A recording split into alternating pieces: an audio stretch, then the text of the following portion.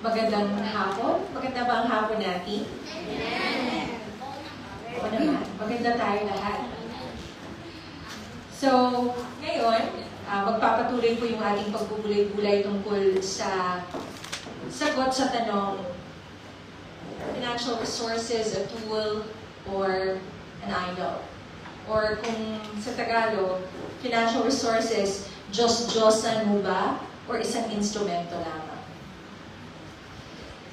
I will not promise, ayun, in English na. I will not promise na maging tuloy-tuloy po yung aking pagsasalita ng Filipino. Pero alalahanin po natin yung salitang Filipino or Filipino ay hindi lamang Tagalog, kundi it's a mixture of all the different languages po natin. At pati yung konyo, kasama na po doon. So, yan. Last week, we emphasized this point, and can we please read it together? If Christ is not Lord over our money and possessions, He is not Lord. Isa talaga na kailangan natin maintindihan at itatakpo sa puso't isipan natin tungkol sa kayamanan na pinagkaloob ng Diyos sa atin ay ito. Kung hindi ang Diyos natin ang Diyos o nagmamahala, nagtatalaga ng ating kayamanan, then hindi po talaga siya nating Diyos. Sige na.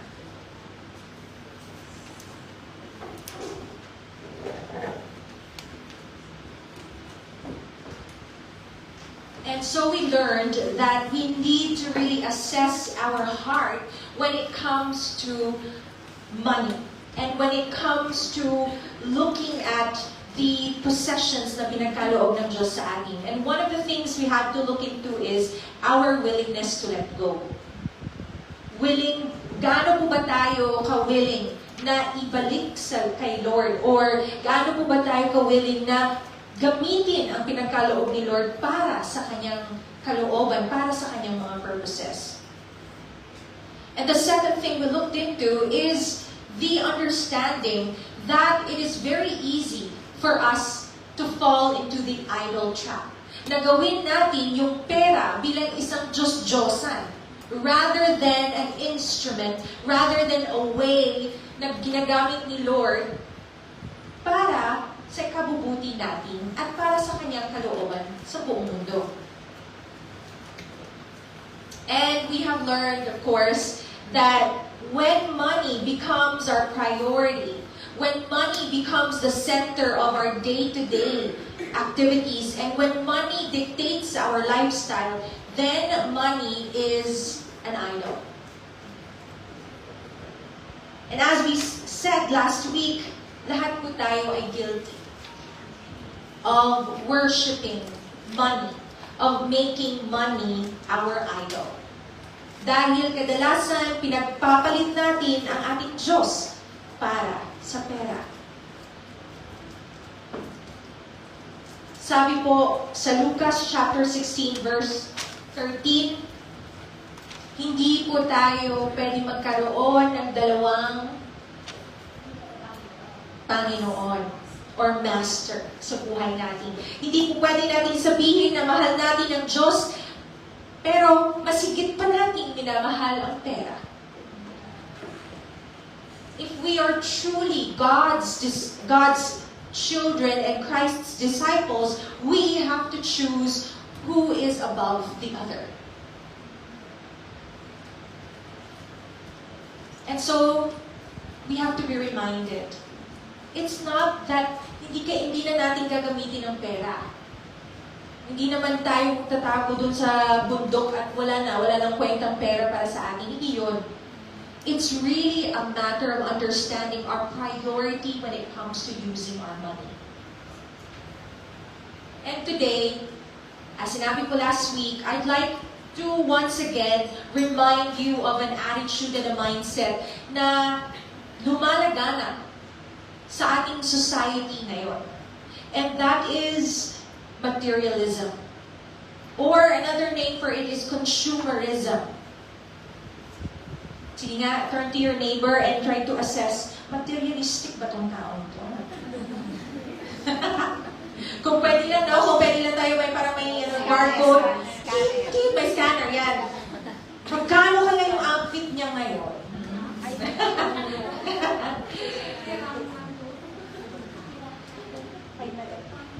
We now live in a day and age, my dear friends, that we have this desire to just have so many things.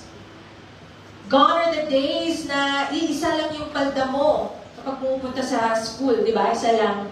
And then dalawa lang yung blouse mo, lalabhan mo lang, and then yung palda mo, unless hindi madumihan, buong week na yan. Gone are the days. Minsan dito sa church, natutuwa po ako. Hindi ako natatawa. Natutuwa po ako na makikita na ang ganda-ganda talaga natin. May mga pagkakataon na nakikita ko, iba't-iba talaga ang suot every weekend. I am amazed. Wow, dami na sigurong damit. And I'm not judging, but I just observe it. And many times dito sa Hong Kong, kapag Chinese New Year, kapag ibang mga okasyon, ang daming tinatapon. Tayo naman tuwang-tuwa kasi pinupulong natin.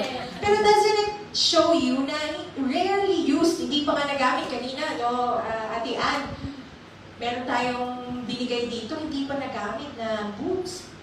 Pero sayang lang kasi it's not so good ang condition. But ganyan po.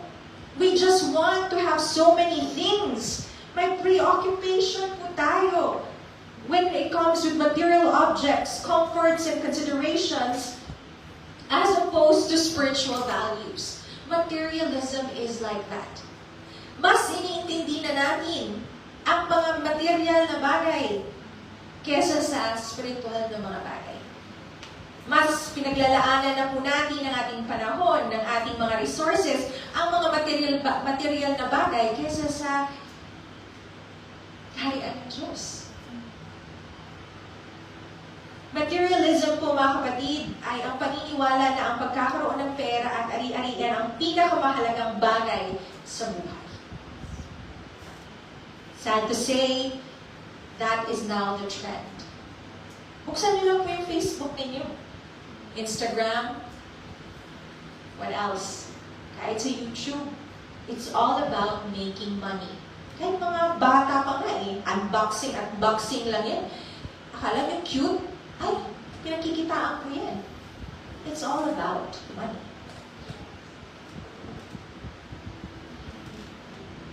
How do we know that we actually are engaged in materialism?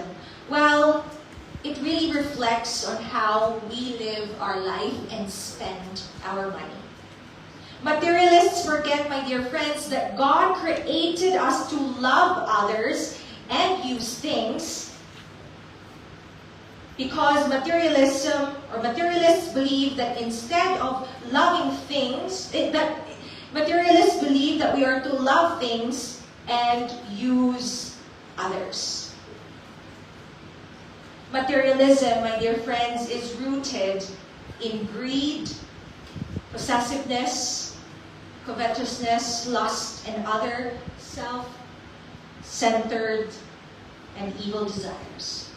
Greed. Ano bang greed? Anong greed sa Filipino? Pagiging sakin. Di pagiging bukas palad. Gusto mo lang, ikaw lang. And even with greed, you are never satisfied or contented. Actually, possessiveness yung hindi ka bukas palad or sakin. Greed is you want more and more and more. Gahaman. Yes, thank you. Gahaman. Yung hindi ka satisfied kung anong meron ka, gusto mo pa yung asawa niya. Gusto mo ba ang lupa niya? Gusto mo ba ang mga ari-arian niya? Eh, meron ka ng bahay. Bakit mo pa kukunin yung bahay ng iba? Meron ka ng asawa. Bakit mo kukunin yung asawa ng iba? Greed. Possessiveness, yun yung pagiging sakim. Hindi pagiging bukas palad. It is being selfish with what we own, and it is being not quick to share. Covetousness and lust. Yung, ano bang covetousness? Yung more than inggit. Envy. Parang, yung anong meron sa kanya, gustong-gusto mo ko angkinin. Hindi don't make a way to buy it or to have it. You want what they have. So, kahit hindi magandang means, gagawin mo. Covetousness and lust relates to what we want, longing for and being preoccupied with having what God has not given us, and at the same time, having a burning passion to possess what is not ours. Aligaga tayo, kailangan. Makukuha ko yan. Although ito po yung trend, I have to remind us that this is not the way of life na dapat natin.